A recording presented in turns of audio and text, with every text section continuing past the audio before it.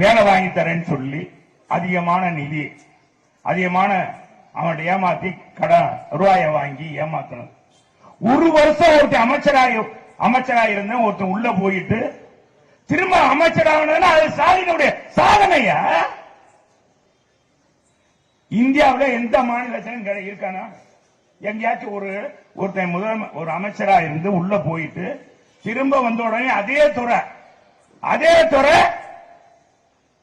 அதே அமைச்சர் அவன் அடுத்த நாளே அமைச்சராக நம்மளை கேவலமா தமிழ்நாட்டை கேவலமா 2G அலைக்கற்றலை ஊழல் மூலமாக இவங்க ஆட்சியில உட்கார்ந்ததுனால 2G அலைக்கற்றனால தமிழுடைய மான மரியாதை கப்பல் ஏறியதா இல்ல? இந்தியாவில் டெல்லிக்கு போனீங்கன்னா சரி, மத்த எந்த மாநிலத்துக்கு போனா வேஷ்டி கட்டி போன பயமா இருக்கும்.